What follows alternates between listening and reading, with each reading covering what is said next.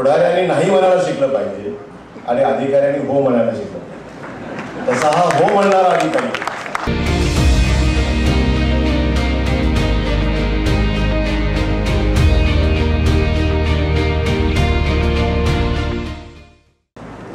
लातूर जिल्ह्यामध्ये आज राज्य रेसिंग पार्कचं भूमिपूजन आपल्या सर्वांच्या साक्षीने आपण संपन्न केलेलं आहे। अचानक आलेल्या पावसामुळे प्रत्यक्ष ठिकाणी त्याचं भूमिपूजन न करता इथंच त्याचं आपण भूमिपूजन केलेलं आहे। आता ही नवीन टेक्नॉलॉजी आता येते आहे, त्यामुळे आता प्रत्येक ठिकाणी जाऊन फिरत बसण्याचं काही कारण नाही आहे। एका ठिकाणी सर्वांची सोय व्हावी या उद्देशाने त्यांनी कॅप्टन कलंत्री म्हणजे काहीतरी नवीनच काढत राहतात म्हणून आपण त्याचं भूमिपूजन केलेलं आहे। मराठवाड्याच्या मंत्रिमंडळाच्या बैठकीमध्ये आपण याला मान्यता दिलेली आहे। हा एकत्रित प्रकल्प 5 कोटीचा आहे, त्यापैकी जवळपास 3.5 कोटी रुपये त्या कामासाठी उपलब्ध झालेले आहेत आणि याचं काम लगेच सुरू होणार आहे आणि रेसिंग उद्योगाला चालना देण्याचं काम आणि शेतकऱ्याला सुद्धा एक निश्चितपणाचं उत्पन्नाचं साधन निर्माण करण्याच्यासाठी या रेशीम उद्योगाकडे आपल्याला पाहिलं पाहिजे। महाराष्ट्रामध्ये जसं आपण मोठ्या प्रमाणामध्ये फळझाडांची लागवड केली, हॉर्टिकल्चरमध्ये रोजगार हमी योजनेअंतर्गत आपण मोठ्या प्रमाणामध्ये झाडं लावली, फळबागा लावल्या आणि आज देशामध्ये महाराष्ट्र हे हॉर्टिकल्चरमध्ये क्रमांक 1चं राज्य निर्माण केलेलं आहे। त्याच आधारावर तुती लागवड हाही विषय रोजगार हमी योजनेखाली घ्यावा असा आपण प्रयत्न केला, त्याला मान्यता मिळाली। आता कलंत्रीचं म्हणणं आहे की 15,000पर्यंतची जी मान्यता आहे ती 25,000 रुपये करण्यात येईल, त्यात काही अडचण नाही असं मला वाटत नाही।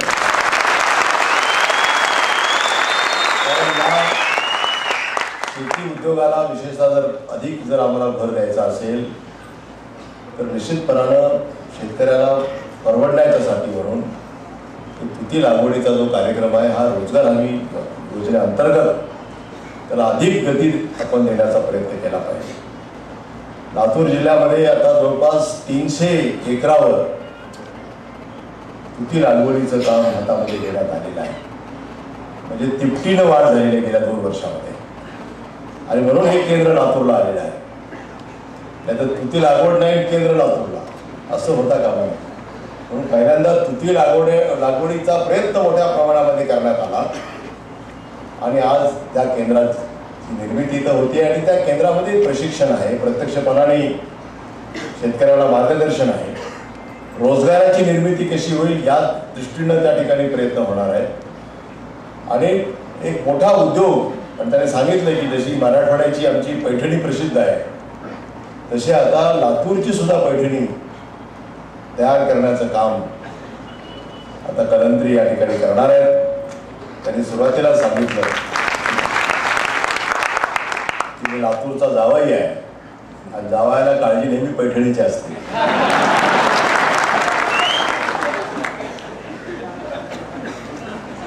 त्यामुळे सासऱ्याची इच्छा असली तरी पैठणी उपलब्ध नाही इथं, म्हणून त्यांनी हा लातूरच्या एक पॅटर्न जो आपण अनेक क्षेत्रामध्ये निर्माण केलेला आहे तशी पैठणी लातूरची निश्चितपणानं उद्याच्या काळामध्ये या ठिकाणावरती त्याची निर्मिती होईल अशा पद्धतीनं हा पार्क विकसित करण्याचं स्वप्न हे त्यांनी मुलाशी बाळगलेलं आहे। मी राज्यमंत्री असताना मला आठवतं की मी बँगलोरला गेलो होतो हा रेशीम उद्योगाची पाहणी करण्यासाठी। कोश कसे तयार होतात, आम्ही अनेक खेड्यात जाऊन भेटी दिल्या, शेतकरी कसे ते तुतीची पानं टाकून कसे कोश तयार करतात, त्याचं खरेदी विक्रीचं जे मोठं सेंटर बँगलोरमध्ये आहे त्या ठिकाणी शेतकरी कोश घेऊन येतात आणि त्याचे मोजणी केली जाते आणि त्याची विक्री आणि खरेदी केली जाते. हे सगळं त्या ठिकाणी आम्ही मोठ्या प्रमाणामध्ये ती व्यवस्था आपण पाहिली. आत्ताच मगाशी राणाने सांगितलं की जवळपास 9,000 टनापर्यंतची निर्मिती ही त्या ठिकाणी होते. आपण आता 150 टनापर्यंत गेलेले आहोत. खूप लांबचा पल्ला आपल्याला गाठायचा, खूप लांबचा पल्ला गाठायचा आहे. परंतु जर शेतकऱ्यांनी जर मोठ्या प्रमाणामध्ये जर सहभाग दिला, आपण आता द्राक्षाची शेती मोठ्या प्रमाणामध्ये करतोय, ऊसाची शेती मोठ्या प्रमाणामध्ये करतोय. आता या पुढच्या काळामध्ये जर आपण तुती लागवडीकडे अधिक लक्ष दिलं तर रेशीम उद्योगाला फार मोठी गती मिळू शकते. आणि उद्याच्या काळामध्ये मराठवाडा जो सतत दुष्काळाच्या संकटामध्ये सापडलेला असतो, कधी अतिवृष्टी होते तर कधी दुष्काळ असतो, अशा परिस्थितीमध्ये सापडलेला मराठवाडा आणि प्रामुख्याने विदर्भामध्ये शेतकरी दुर्दैवाने आत्महत्या करतोय, तर त्याला जर निश्चितपणाचं जर रोजगाराचं जर साधन आपण त्याच्या हातामध्ये ते निर्माण करून जर देऊ शकलो तर या धंद्याला महाराष्ट्रामध्ये खूप मोठी संधी आहे. आणि आज आम्ही खूप मागे आहोत. तर आपण सर्वांनी मिळून जर या कामाला जर वाहून घ्यायचं जर ठरवलं आणि जे वातावरण या ठिकाणी कलंत्रिणी या विभागामध्ये तयार केलेलं आहे, खरोखर ते एक प्राध्यापक म्हणून मी अनेक वर्षापासून त्यांना ओळखतो. नागपूरमध्ये मी त्यांचं काम फार पूर्वीपासून पाहिलेलं आहे. एक धडपड करणार, म्हणजे अधिकारी कमी आणि पुढारी जास्त असं जे काही प्रमाण असतं. यशवंतरावजी चव्हाण नेहमी म्हणायचे की नेत्यांनी अधिकाऱ्यासारखं बोलावं आणि अधिकाऱ्यांनी नेत्यासारखं बोलावं, असं यशवंतरावजी सांगायचे. म्हणजे थोडक्यात ते असं सांगायचे की पुढाऱ्यांनी नाही म्हणायला शिकलं पाहिजे आणि अधिकाऱ्यांनी हो म्हणायला शिकलं पाहिजे. तसा हा हो म्हणणारा अधिकारी, हो म्हणणारे अधिकारी आहेत, ते नाही कधी म्हणत नाही. आणि त्यामुळं एक नवीन उत्साहाचं वातावरण आणि विशेषतः रेशीम उद्योगामधल्या शेतकऱ्यांच्या मध्ये अतिशय लोकप्रिय आहे. कारण त्यांनी आपल्या कामातनं एक प्रकारचा विश्वास संपादन केला. सतत धडपड करणं, नवनवं काहीतरी आपल्या भागामध्ये कसं करता येईल, शासनाची धोरणं बदलण्याच्यासाठी शासनाला सतत कसा आम्हाला त्याचा पाठपुरावा करता येईल, अशा प्रकारचं फार मोठं काम त्यांनी हातामध्ये घेतलेलं आहे.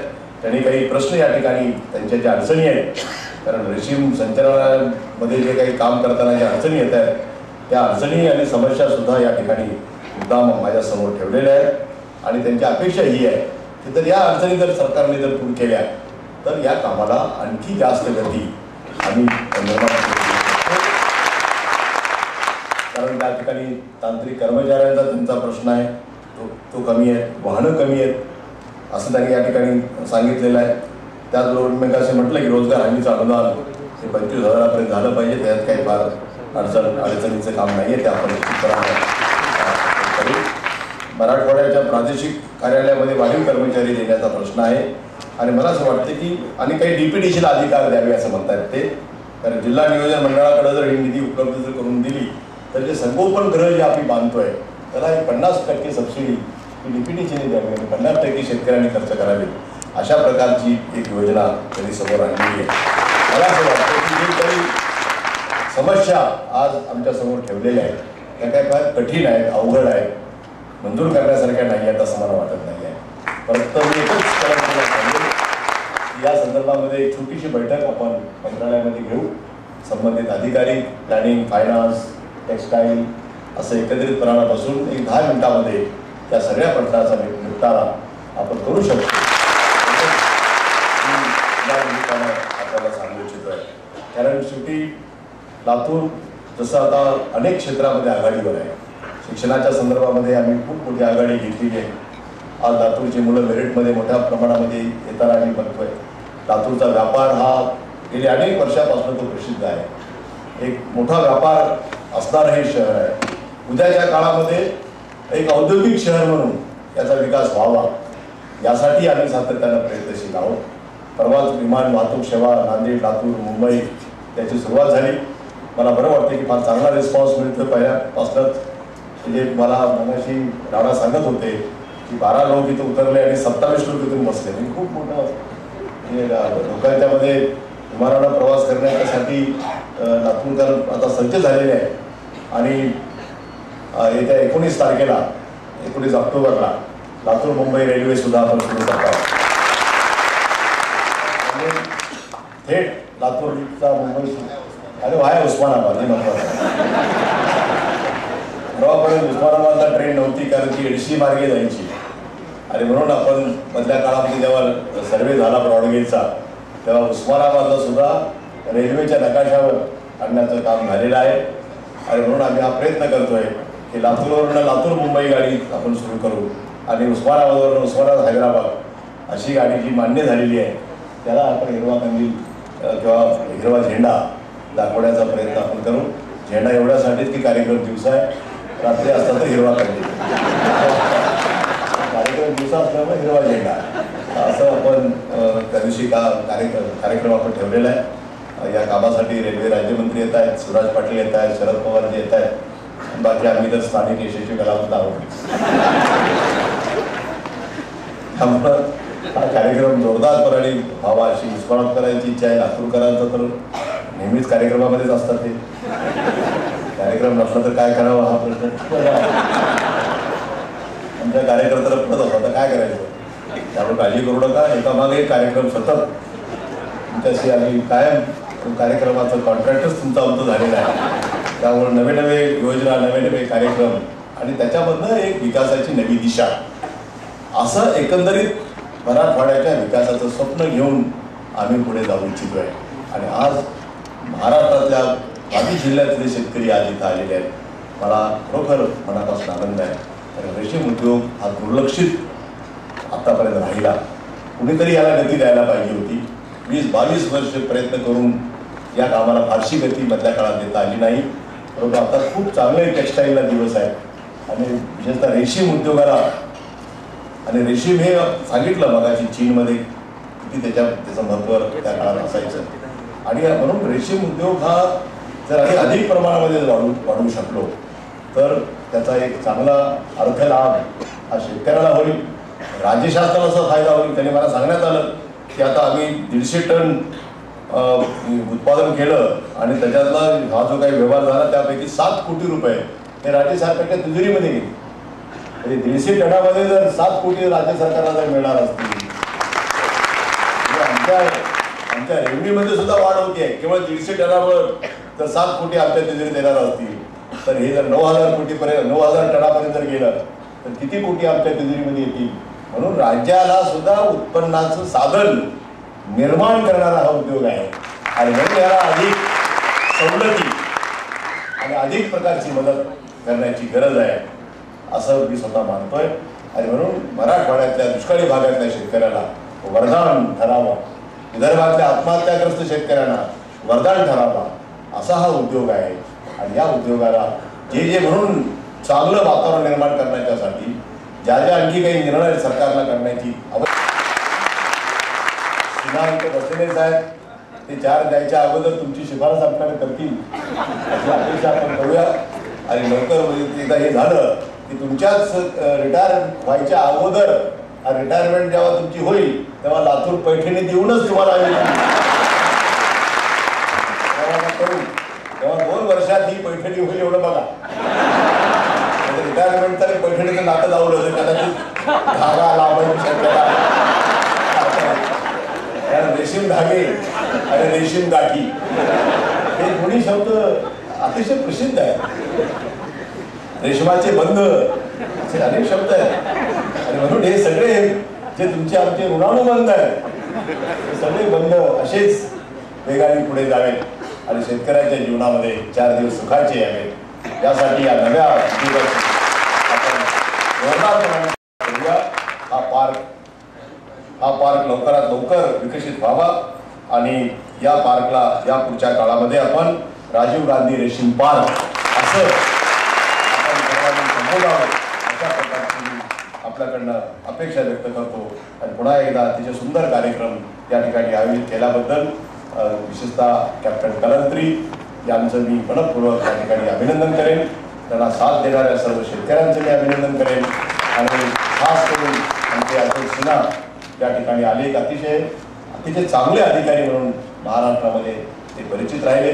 अनेक वर्षाचा आमचा त्यांचा सहवास राहिला आणि आज केंद्र सरकारमध्ये ते जात आहेत आणि महत्वाच्या खात्याची सचिवपदाची जबाबदारी आहे फूड प्रोसेसिंग. मी त्यांना मगाशी सांगत होतो, मी तिथे जरी गेला तर जेवढे म्हणून महाराष्ट्रातले फूड प्रोसेसिंगचे प्रस्ताव येतील त्याला मात्र तुमची मान्यता सगळ्या भागाने त्या पुढच्या काळात मिळत नाही अशी अपेक्षा व्यक्त करून आपले सर्वांचे आभार मानून माझं भाषण संपवतो. जय हिंद, जय महाराष्ट्र.